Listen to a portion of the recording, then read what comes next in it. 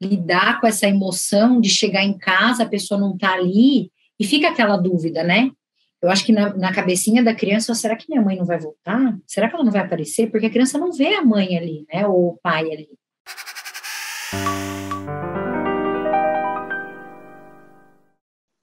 Durante a pandemia, muitas famílias foram devastadas pelo luto. A gente não está falando de uma perda, que já é suficientemente aterrador, mas de jovens que perderam pais, avós, tios, irmãos. A Renata é uma mãe que acolhe, e junto com outras mães, ela criou um projeto transformador. Renata, é um prazer conversar contigo, e quero já de largada te perguntar como e por que surgiu esse projeto tão bonito, Mães que Acolhem. Obrigada, Fernando, pelo convite. É um prazer falar aqui para você. Então, na verdade, o projeto surgiu do Ryan, que é um menino de 20 anos, né, agora. E ele, em março desse ano, ele perdeu o pai, a mãe e o avô para a Covid em 15 dias. O Ryan é um menino de uma família muito simples, o pai era motoboy, a mãe também era autônoma, mas eles sempre quiseram que os filhos estudassem, né, progredissem e tivessem uma profissão, e eles sempre fizeram questão disso. E o Ryan trabalha como estagiário numa escola particular aqui em Jundiaí, onde o meu filho estudou por alguns anos. E aí o que aconteceu? Quando houve toda essa mobilização por conta dessa grande perda que ele sofreu, os próprios alunos do colégio se mobilizaram, nós precisamos ajudá-lo, porque ele é um estagiário que está sempre ali com a molecada, sabe? Cuidando da molecada, leva um para um lado, leva outro para o outro. Ele é muito querido no colégio. Então, as próprios adolescentes se reuniram, falaram, a gente precisa ajudar o Ryan, porque como que ele vai fazer agora? Ele perdeu o pai e a mãe, que cuidavam dele, que olhavam por ele. Ele fazia uma faculdade, ele faz a faculdade de pedagogia, está no último semestre, e ele fazia estágio no colégio. Então, assim, ele, com o dinheiro que ele ganhava no colégio como estagiário, ele pagava a faculdade. Mas e as despesas dele? Como ficariam? As despesas do irmão de 10 anos, que tem um autismo leve? Então, assim, era um caso muito complicado. E os próprios jovens do colégio, os próprios adolescentes, resolveram se reunir, a gente precisa ajudar, e começaram a mobilizar os pais. O meu filho não estuda mais nesse colégio, mas eu sou muito amiga de uma outra mãe que acolhe, que é a outra Renata, que também é uma das idealizadoras do projeto junto comigo, e a filha dela levou esse caso para ela, e ela falou, olha, eu vou precisar de gente para me ajudar, porque assim, eu não vou conseguir sozinha, né, ajudar esses meninos. E aí ela fez um grupinho de WhatsApp das mães ali, eu mais uma, ela, e, na verdade, o grupo começou com 3 mães. E aí foi ampliando, porque quando você fala para uma mãe e para outra mãe o que está acontecendo com aquele jovem e com o irmão dele, todas se sensibilizaram e quiseram ajudar. Então, esse grupo foi tomando corpo, né? Foi aumentando. E a gente começou a ajudar primeiro financeiramente, né? Através do Pix dele. Então, a gente lançou o Pix dele. Quem quisesse doar qualquer coisa, depositava naquela conta, na conta dele. E ele começou a receber uma ajuda financeira. A tia deles ficou com a guarda deles, né? Assumiu a guarda dos meninos, uma pessoa maravilhosa. Ficou com os meninos, mas também, assim, a vida dela mudou muito, porque ela tinha uma filha e ela ganhou mais 2 filhos. Ela morava num apartamento pequeno. Então, ela precisou mudar para uma casa maior, para acolher os meninos, os animais deles, que eles também tinham cachorros, tudo isso. Então, o que a gente fez? A gente começou com esses PIX e aí a gente foi se organizando, né? E organizando até, ajudando ele a organizar a parte financeira. A gente chamou psicólogo para atender os meninos, né? E ver tudo que eles iam precisar. Esse grupo, como que ele começou a aumentar esse grupo de voluntários, né? Até então, a gente não era uma coisa tão organizada assim. Em março, a gente estava engatinhando. A gente começou a se organizar mais porque apareceu mais uma família de uma moça de 27 anos que faleceu e deixou 3 meninas. E aí, assim, não tinha mais tanto contato com o pai, e aí a avó precisou assumir essas 3 crianças, ela já tinha mais 2 que moravam com ela, e aí a gente precisou se organizar. Vamos precisar fazer esse projeto virar uma coisa mais organizada, mais estruturada, para a gente poder atender essa demanda. A gente não vai poder abraçar um órfão e deixar o outro na mão. E aí a gente começou, a gente vai precisar estender isso. Ah, mas até onde a gente vai estender isso? Até onde couber gente. E aí a gente foi, e foi estendendo, e foram chegando famílias, e foram chegando Como órfãos. é um coração de mãe. Exatamente. E a gente foi acomodando essas crianças e esses jovens, não só dentro do projeto, mas também dentro da gente, porque eu falo que cada uma hoje, quando a gente recebe uma família, a gente faz a visita, a gente faz uma triagem, explica tudo como funciona, vê tudo que eles precisam, organiza todas as doações, a gente chama os psicólogos voluntários do projeto para atender, os médicos, vê tudo que eles estão precisando, né, para se reorganizar, e para, na verdade, Fernando, que a gente sempre pensou assim, tirá-los do luto a gente não consegue. E o luto, ele não é uma doença, ele é um processo.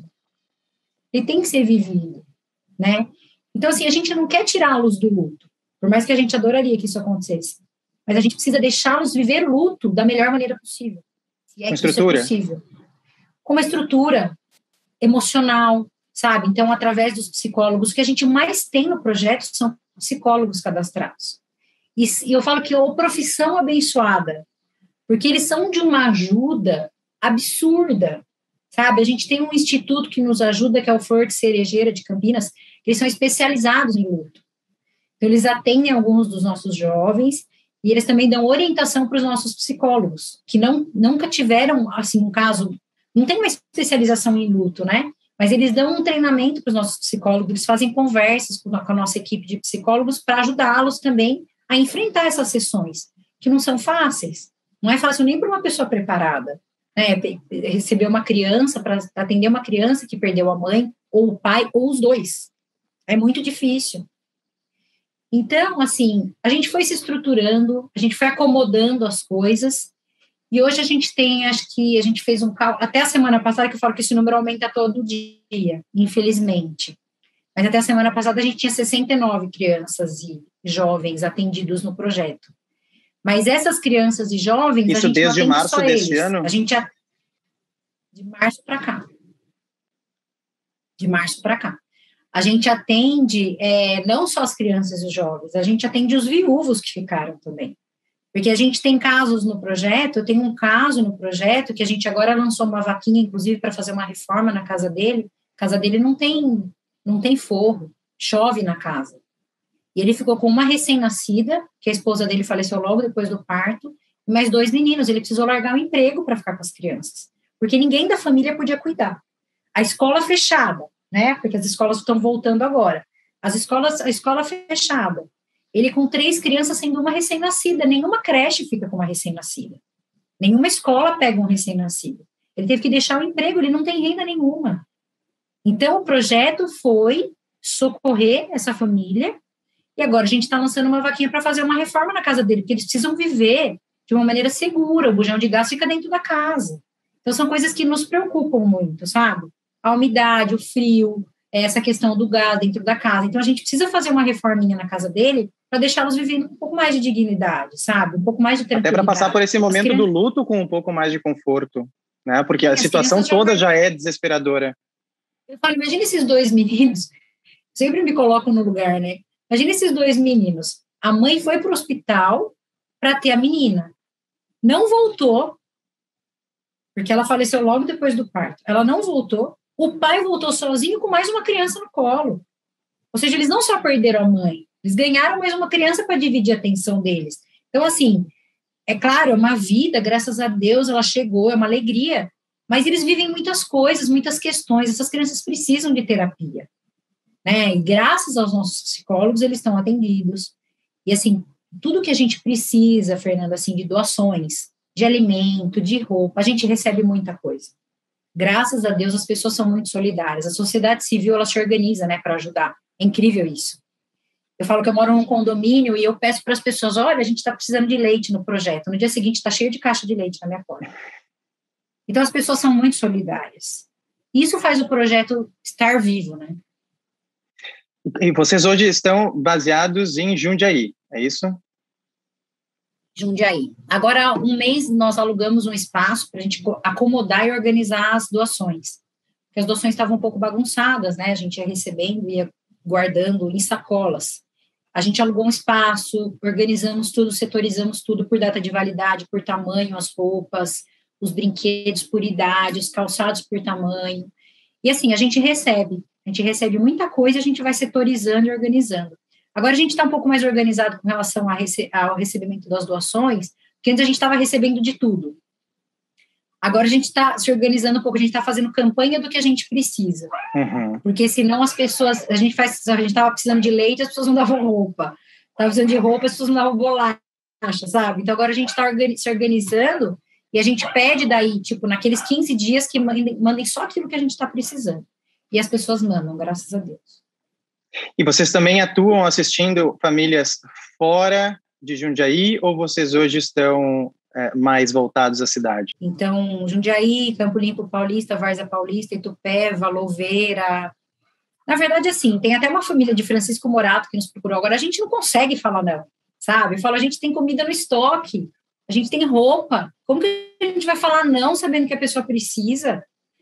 Então, assim, a gente pode até, às vezes, não conseguir levar, mas a gente pede se a pessoa tem como vir buscar, ou a gente chama um Uber, paga um Uber para levar. Sabe? A gente se vira, Fernanda, porque, assim, não dá para falar não. Eu acho que se não for uma cidade muito longe, né, que você tem que fazer uma viagem para levar as doações, a gente se organiza. A gente não dá para falar. Eu imagino que vocês tenham... o coração de mãe. Mãe. Não dá para falar não. E eu imagino que nessa ânsia de não poder falar, não poder dizer não poder recusar também assistência a essas famílias, vocês devem ter uma triagem muito bem estabelecida, muito bem feita, para saber exatamente como que vocês podem ajudar aquela família, porque nem todo mundo tem a mesma demanda, né? Às vezes pode ser uma ajuda financeira, às vezes pode ser uma ajuda mais voltada ao psicológico desses jovens. Como é que vocês fazem essa triagem para saber exatamente como que a Mães que Acolhem pode atuar dentro daquele contexto familiar? As famílias, quando chegam para a gente, normalmente já são famílias que já estavam em risco social, né? São famílias de baixa renda. E quando eles nos procuram, a gente já faz uma triagem, a gente tem um formulário nosso, que a gente tem vários dados que a gente pede para a pessoa, e a gente preenche esses dados todos, né, que eles nos enviam, para a gente realmente verificar que tipo de ajuda eles precisam, né? Então, tenho famílias que chegaram e tinham recebido já dos vizinhos ali, quando chegaram para a gente, tinham recebido dos vizinhos muito alimento, então não precisavam de alimento, mas tinham 3 contas vencendo naquela semana, que não ia ter dinheiro para pagar, porque, na verdade, quem pagava as contas em casa faleceu, né? Ou o marido, ou a esposa, enfim. Então, a gente pegou aquelas contas, pagou aquelas contas. Ou fez uma vaquinha para pagar aquelas contas, sabe? Então, isso realmente a gente verifica na própria triagem. A gente já conversa com a pessoa que ficou responsável pelas crianças e a gente já entende ali quais são as necessidades e a gente se mobiliza para resolver aquele caso, aquela situação. Mas é uma triagem muito bem feita, realmente. E muitos, nós falamos da sociedade civil se organizando para cumprir uma missão, né, para preencher uma lacuna que existe muitas vezes por conta dos desgovernos. Mas como que vocês conseguem planejar uma assistência continuada a essas famílias? Porque, claro,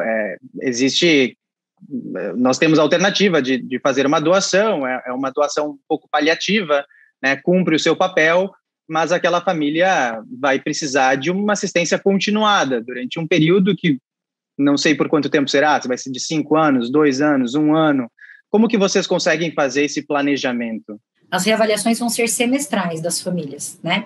Então, a gente conversa sempre com as famílias, toda semana, ou a cada 15 dias, a gente conversa com as famílias para entender como que está. E o mercado de trabalho, né? Precisa de uma recolocação, vamos te ajudar a se recolocar. A gente tem aqui um contato com a Unianchieta, né? Que é a faculdade local aqui, que nos ajuda muito, nos apoia muito, inclusive o CPA deles, que é o Centro de Psicologia Aplicada, atende muitos casos nossos também, tá? E eles abriram as portas para nós, eles têm um núcleo lá de empregabilidade, então a gente tem alguns casos nossos que já estão lá catalogados, né, para eles conseguirem uma recolocação. Mas assim, como é muito recente, a gente tem casos que chegaram agora em maio, em junho, eles ainda estão se estruturando em relação às crianças, porque o que aconteceu, o que pegou muita gente desprevenida foi essa questão das escolas fechadas, né? Então, assim, as escolas estão voltando agora, começaram a voltar agora em agosto, e ainda não voltou totalmente, faltou uma semana sim, uma não. Então, tem muitos pais e muitas mães que ficaram com as crianças que não tem como voltar a trabalhar ainda, porque as crianças estão ficando uma semana sim, uma não, e a família toda trabalha, não tem com quem deixar. Essa é a realidade. Então, isso impactou. financeiramente, economicamente, demais as famílias. Então, a gente está, sim, com um projeto, inclusive, já estamos fazendo essa parte de recolocação profissional, sabe? Mas é uma coisa que ainda está meio complicada, porque muitas famílias estão presas ainda a isso, sabe? Tem família aqui que cada dia deixa o filho com uma pessoa, com um vizinho, para poder trabalhar. E muitos, assim, tiveram que voltar a trabalhar meio período só, alguns foram dispensados, sabe? Tiveram empresas que descontaram 2 dias de trabalho porque a pessoa perdeu a pessoa com Covid, sabe? Estava se organizando para ficar com os filhos, ver com quem ia ficar os filhos, e descontaram esses 2 dias, tiraram a cesta básica daquele mês daquela pessoa. Então, são coisas assim, são absurdos que a gente vê, não só, não do governo em si, mas das próprias empresas. Né? Como que eu não entro na minha cabeça, como que uma empresa faz isso, sabe? Então, assim, eu prefiro acreditar que o dono da empresa não sabe que o RH dele está fazendo isso, cortando a cesta básica de uma família que, né, está passando por isso. Mas, enfim, são coisas que acontecem, o projeto está, sim, direcionando essa questão e cuidando dessa questão da recolocação profissional, né, de como a gente vai reavaliar essas famílias, como vão continuar essas ajudas, porque são ajudas que a gente sabe que vão perdurar por muito tempo, né? Algumas famílias vão perdurar por muito tempo, porque a maioria dos nossos casos é assim, o marido que morreu e a esposa que ficou com 2, 3 crianças pequenas. Ela tem que cuidar da casa, dos filhos, ela vai ter que trabalhar para pôr dinheiro em casa. Então, assim, a maioria é isso, sabe? Quando não são os 2 que faleceram, ou quando é a esposa que faleceu e deixou recém-nascido. Então, assim, é complicado. Então, assim, a gente tenta ajudar no que a gente pode, no socorro que a gente consegue dar, e tentar ajudá-los a recaminhar, né? Assim, começar a caminhar novamente, sabe? Como que vai ser, né? No que a gente pode ajudar? A gente se oferece até, se precisa que a gente fique com as crianças, uma de nós fica, né? Então, assim, a gente se oferece. Mas, assim, nós não somos da família, né? Então, muitas das crianças ali perderam a mãe ou perderam o pai, aí vão ficar com uma pessoa estranha, eles preferem ficar com alguém da família, lógico. Então, assim, é uma situação difícil, sabe, Fernando? Mas a gente vai tentando fazer o melhor que a gente pode. Não tem uma receita do bolo, sabe? Nem no projeto não tem uma receita do bolo, aquela receita que a gente aplica para todas as famílias. Cada caso é um caso. Foi acontecendo, né, Renata? E a gente é muita emoção, sabe? É só mãe no projeto. É um monte de mãe junto, que quer abraçar todas essas crianças e todas essas pessoas que ficaram. Então, a gente fica assim, ele tá com esse problema, e aí como que vai ser? Ele vai ficar sem trabalhar? A gente fala, gente, não sei, vamos ajudar, e daí a gente vai vendo como vai ficando, sabe? Vamos começar, eu acho que esse é o que todo mundo deve pensar e deve colocar como objetivo, né? Vamos começar de algum lugar. Foi daí que surgiu a nossa ideia de vamos ampliar o projeto, vamos fazer isso virar uma associação, vamos fazer isso aumentar, porque, assim, alguém tem que fazer isso. Alguém tem que se mobilizar, essas crianças não podem ficar assim, essas famílias precisam de ajuda, alguém tem que arregaçar a manga e fazer. E foi o que a gente fez. A gente arregaçou a manga e começou. Começamos, muita coisa a gente fez errado, como tudo que se começa, se comete erros, a gente também cometeu erros, mas a gente começou com boa vontade, com muito amor, e fomos. E estamos indo, graças a Deus. Renata, perder um pai ou uma mãe é sempre um desafio muito grande, embora no ciclo natural da vida essa seja a expectativa, é sempre um desafio muito grande, né? Se despedir de uma referência na tua família. Mas esses lutos durante a pandemia também nos sequestraram o direito às despedidas, né? Que talvez possam suavizar um pouco esse momento, mitigar um pouco a dor de perder uma mãe, um pai, poder dizer adeus, poder participar do ritual de despedida, e esses jovens não têm essa possibilidade, não tiveram essa possibilidade. Até mesmo o direito ao luto os foi tirado. E como que o projeto está sentindo o impacto dessa ajuda no emocional, no psicológico dessas crianças, desses jovens, a superar a ausência da despedida, porque realmente eu não consigo imaginar como deve ser perder uma pessoa tão querida, não poder participar dignamente de um ritual onde a gente possa dizer adeus, e esses jovens ainda têm esse agravante de no dia seguinte a vida muda completamente, sai da casa, sai dessa estrutura, sai do lar, do lugar onde tem também outras referências àquela família que se foi. Como que está sendo o impacto do projeto e como que tu observas o impacto desse projeto no emocional dessas crianças? Realmente, aquela despedida tradicional, né, de você poder ver a pessoa, realmente não existiu, né, continua não existindo, a gente sabe, até por uma questão de segurança para quem fica, né? Sim. Mas a gente tem muitos casos, a maioria dos nossos casos, os pais ou as mães que ficaram levaram as crianças para o velório, para o enterro, que foi muito rápido, e disseram que a pessoa estava ali no caixão, ali dentro. Então, assim, é surreal pensar nisso, sabe? Eu acho assim, é surreal, porque uma criança de 8, 10, 6 anos, como que ele vai entender, né, que a pessoa está ali dentro? É muito devastador, né? Então, assim, eu falo que, por isso que eu te falo que os psicólogos também têm que ter um preparo muito grande, porque a gente tem a outra Renata, que é minha colega no projeto, é psicóloga, e ela atende uma pessoa, uma criança, um adolescente do projeto, e é lógico que não se fala nada sobre as sessões, mas ela fala, gente, tem sessões que eu saio destruída, assim, emocionalmente, né, muito, muito devastada, porque é lógico que profissionalmente ela está preparada para aquilo, mas é um ser humano, né, é uma psicóloga, mas é um ser humano, então, assim, é muito duro. O projeto tem ajudado muito as crianças a entender esse momento. As psicólogas têm trabalhado muito isso com as crianças e com os jovens, né? Esse momento da despedida, essa falta da despedida, né? Essa ausência do dizer adeus, essa lidar com essa emoção de chegar em casa, a pessoa não tá ali e fica aquela dúvida, né? Eu acho que na cabecinha da criança, será que minha mãe não vai voltar? Será que ela não vai aparecer? Porque a criança não vê a mãe ali, né? Ou o pai ali. Então, a gente sabe se para um adulto é difícil isso, né? É difícil você saber que a pessoa faleceu e não ter o corpo ali, não ver o corpo. É muito duro para um adulto, imagina para uma criança. A fantasia deles, né? O que vai na cabecinha. Então, assim, a gente não fala entre a gente de detalhes dos casos, claro, mas a gente sabe que é muito difícil. E que eles, assim, a cabecinha deles está sendo muito trabalhada. A gente tem crianças, a maioria deles está sendo assistida psicologicamente, só não está os que não quiseram, e aí a gente não pode forçar, óbvio, os que não quiseram, ou os que tiveram algum problema, assim, de precisar de um acompanhamento médico junto, sabe?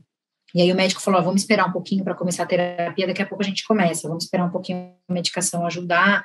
Então, assim, só esses casos que eles não estão em terapia, mas a grande maioria está em terapia, e assim, eles têm evoluído bem, graças a Deus. A gente tem, assim, famílias muito boas no projeto, sabe, Fernando? Então, famílias unidas, sabe, que acolheram as crianças, com aquele olhar de, nossa, que tristeza viver isso, né?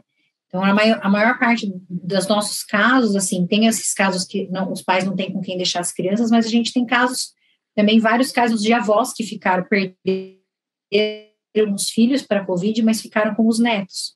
Então, estão cuidando dos netos. Então, esses avós estão trabalhando com o próprio luto de perder o filho e tem que lidar com o luto da criança, né? Então, assim, é uma situação complexa, mas que, assim, os psicólogos estão dando conta, estão ajudando, essas crianças estão conseguindo ir para a escola agora de volta, estão conseguindo brincar, quando a gente chega para levar doações é uma alegria, sabe? E, graças a Deus eles adoram a gente, eles já sabem que a gente é do projeto, é uma festa. Então, assim, é muito gostoso. A gente pretende fazer uma festa de final de ano agora para reunir todos, né? Graças a Deus os protocolos de segurança estarão mais amenizados até lá. Então, a gente pretende reuni-los num espaço aberto, com brinquedos, enfim. Vamos ver o que a gente consegue fazer, o que a gente consegue de apoio aí para fazer a nossa festa. Para levar um pouquinho de Renata, alegria para eles. E tu é mãe, tu sente tudo. E eu imagino que as emoções sejam múltiplas nesse trabalho tão bonito que vocês fazem. Em algum momento tu achou, não vou dar conta, não vou conseguir? Como que vem sendo o teu emocional durante esse processo? No começo eu chegava em casa destruída, sabe assim, eu chegava porque você chegar numa família Uma das primeiras visitas que eu fiz foi uma família que a mãe faleceu e deixou, já tinha 3 meninos, e ela faleceu logo depois que o quarto nasceu. Então, eu cheguei naquela casa super simples, assim, sabe? Numa área rural, e ver aquele bebezinho recém-nascido no bercinho, sabe? Saber que aquele bebê não vai mamar no peito, que aquele bebê não vai sentir o cheiro da mãe. Então, assim, aquilo me destruiu, sabe? Eu saí de lá moída. E ver aquela carinha triste das crianças, sabe? Assim, não vou dizer para você, no começo, esse dia, inclusive, meu marido estava comigo no carro, e nós dois nos emocionamos muito.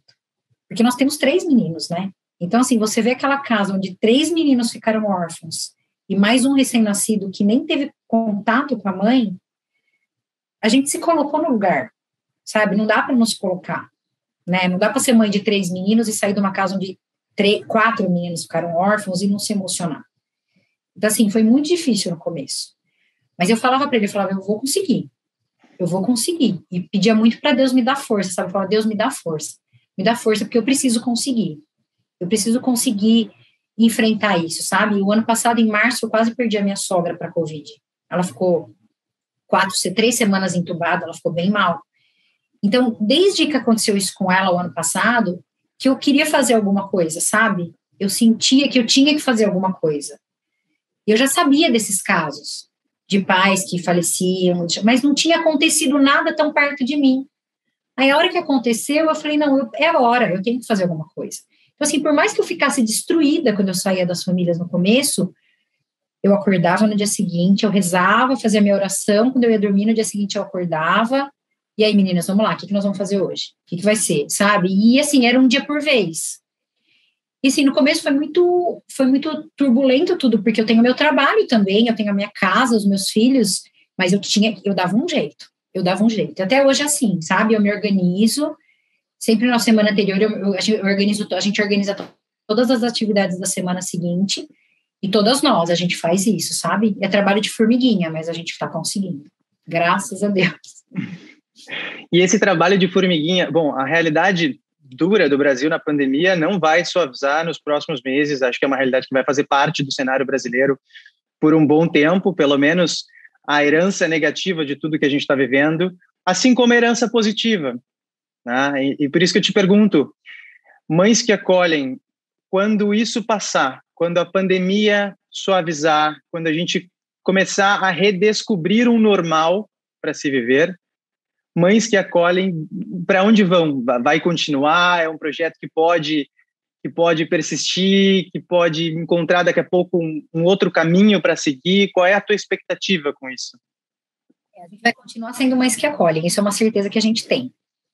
Agora, assim, a gente vai continuar acolhendo. A gente, se Deus quiser, não serão mais vítimas e nem órfãos da Covid, mas a gente vai continuar acolhendo o que aparecer para nós, sabe? Porque, assim, a gente tem certeza que vai ter muita gente para ser acolhida, sempre tem, né? Então,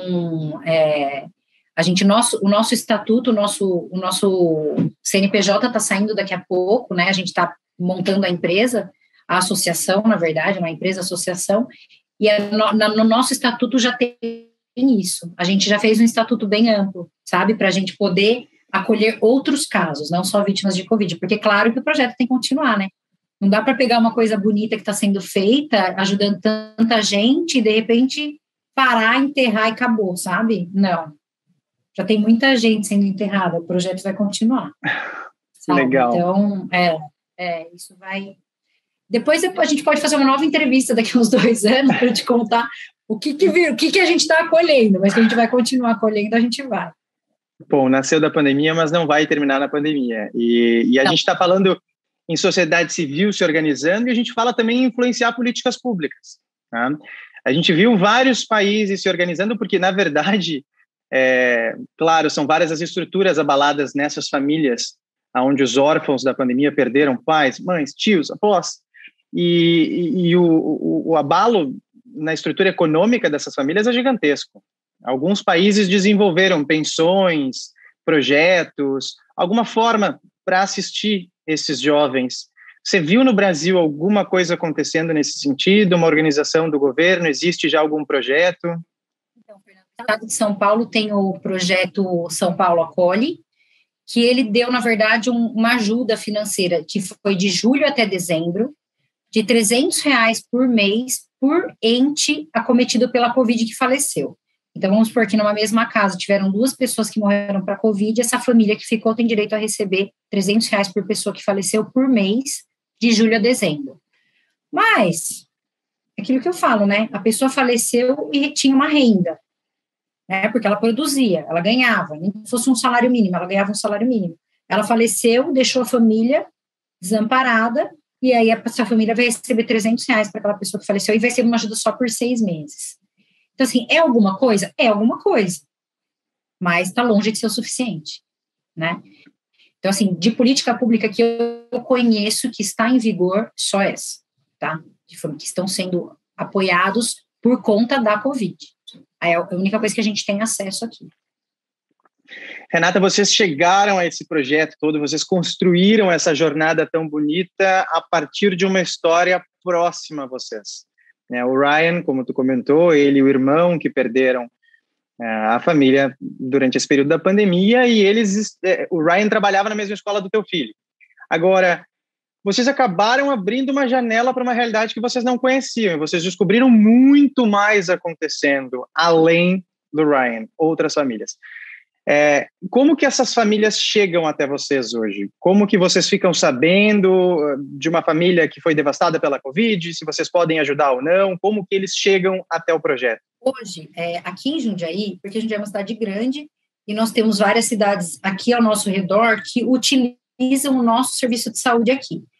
Então, nós temos 2 hospitais aqui, que é o Hospital São Vicente e o Hospital Universitário, que atendem... O Hospital Universitário faz os partos, né, das grávidas acometidas pela Covid, e o Hospital São Vicente que faz as internações, que é o hospital público aqui. Então, eles têm um acesso a nós, ao nosso projeto. Na verdade, nós procuramos a prefeitura, fizemos uma reunião com a prefeitura, e desde essa reunião, esses hospitais mantêm com a gente uma ligação de enviar para a gente por e-mail as pessoas que faleceram, quantos filhos deixaram, a idade dos filhos e quem é o responsável por essas crianças agora. Então, a gente recebe o comunicado dos hospitais diretamente, para a gente fazer contato com quem ficou, tá? Eles são a família comunicada, né, que eles vão entrar em contato conosco, e tem alguns casos que chegam através da mídia, que às vezes algumas cidades vizinhas que não foi nos nossos hospitais aqui, a gente recebe através da mídia. Ou assim, um vizinho ficou sabendo e sabe que existe o projeto, e aí entrou em contato através do Instagram, ou alguma coisa assim, entendeu? Porque como a gente apareceu em alguns veículos de comunicação, muitas pessoas estão sabendo do projeto. Então, quando fica sabendo que alguém faleceu na vizinhança, né, e a pessoa ainda nem consegue pensar no que vai acontecer, o próprio vizinho, alguém da família avisa o projeto, manda mensagem para a gente no Instagram, ou se tem um contato de alguém do projeto, já manda uma mensagem, sabe? Então, as pessoas nos procuram, mas a gente também tem esse contato com o pessoal dos hospitais.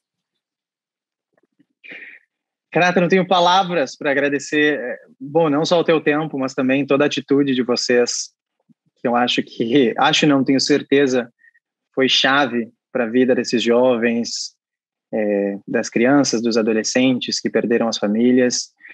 Eu fico imaginando aqui, eu vou deixar que tu termine e que tu finalizes essa entrevista com esse pensamento, mas eu fico imaginando, mãe não é só sustentar, mãe é carinho, mãe é referência, mãe é afeto, assim como eu imagino que vocês todas, não só as fundadoras, mas todos os voluntários desse projeto lindo, também não são só o sustento dessas famílias, mas também, de alguma maneira, se tornam uma referência.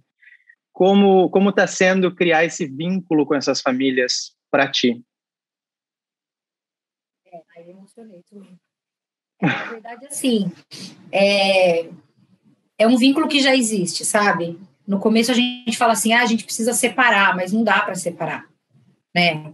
Quando se é mãe e se trata de criança que ficou órfã, não dá para separar. Então, assim, a gente gostaria que existisse um limite, mas a gente não consegue, sabe? Quando você vê, você tá com a criança no colo, você tá brincando com a criança e já foi. E eles esperam você com o olhinho brilhando, porque eles sabem que você vai chegar lá com uma roupa que eles querem, um tênis, um brinquedo, sabe? Porque eles não estão preocupados com a comida, né? A comida dos adultos que se preocupam. Eles se preocupam com o que a gente traz que faz os olhinhos brilharem.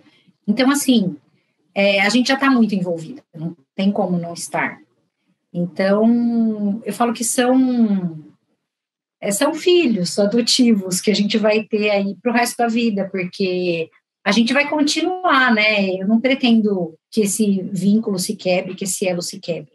Eu pretendo continuar acompanhando eles um pouco mais de longe, claro, conforme eles forem crescendo, mas eu pretendo acompanhá-los, porque a gente estava com eles no momento mais difícil da vida deles, né? Com certeza. Então, que a gente possa estar com eles nos momentos de alegria que virão, né?